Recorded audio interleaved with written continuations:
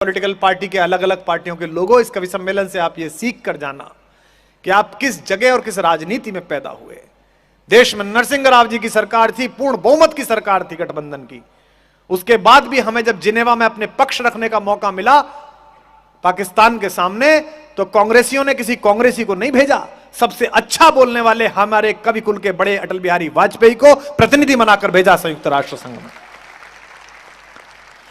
अटल जी का स्वास्थ्य खराब हो गया तो उनको इलाज कराना था, तो राजीव गांधी जी ने उन्हें बुलाकर कहा कि मैं आपसे यह आग्रह करता हूं कि आप कृपा पूर्वक सरकार के पैसे पर बाहर चले जाइए, अपना इलाज करा के आइएगा।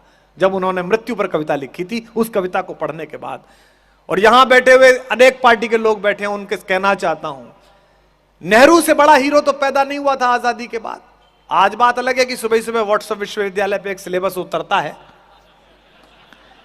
इस देश में एक व्हाट्सएप यूनिवर्सिटी है, उसमें पढ़ने के लिए मूर्ख होना न्यूनतम योग्यता है, प्राथमिक योग्यता है, उसमें कुछ करना नहीं पड़ता। 17-18 साल के लड़के का बाप 4000 रुपए का फोन दिला देता है, ओप्पो, और वो पट्टा शुरू के पोपो, और गांधी पे बात करता है। Can you believe?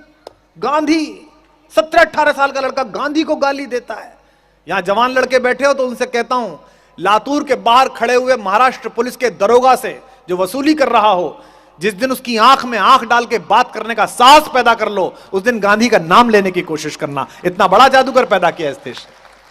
मैं तो आश्चर्य में हूं कि बोलते क्यों नहीं है कांग्रेस के लोग, बाकी लोग क्यों नहीं बोलते, सर मुझे किराए पे ही रख लो।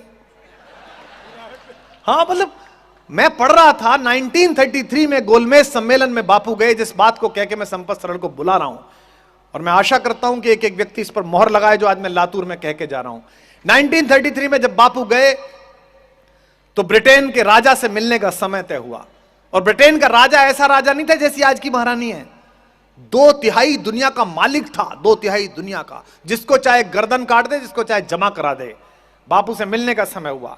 महाराज के एडीसी ने, सेक्रेटरी ने लेटर लिखकर भेजा बापू को कि फुल कोट पैंट और टाई में आए, ब्लैक या ग्रे रंग का कोट होना चाहिए, ये ड्रेस कोड है। लेकिन वो तो बापू, वो तो गुजरात का गांधी, भारत की आत्मा, स्टील की आत्मा, छाती का नाप तय नहीं था पर कलेजे की हिम्मत तय थी, इसलिए उसका नाम गांधी था। बापू मिलने के लिए गए, समय तय हुआ, बर्किंघम पैलेस में बग्गी उतरी, तो एक धोती में हिंदुस्तान का फकीर लाठी लेकर अंदर। राजा को बताया गया कि वो तो कपड़े ही पहन के नहीं आया। राजा ने कहा चलो मिलके तो देखते हैं। जॉर्ज पंचम सामने बैठा और गांधी से उसने पूछा, well mister Gandhi, where are your clothes, तुम्हारे कपड़े कहां हैं? अगला जो वाक्य बोला, इसके लिए स्टील का कलेजा और भारतीयता की मिट्टी चाहिए बापू बनने के लिए। जैसे ही उसने पहला वाक्य बोला कि तुम्हारे कपड़े कहां हैं, बीच में से 2 दांत टूटे हुए मुस्कुराते हुए बापू ने कहा, हुजूर मेरे छोड़िए, मेरे पूरे देश के कपड़े तो आपने चुरा लिए, मैं कहां से पहनूं? यह कहने का साहस गांधी को गांधी बनाता है।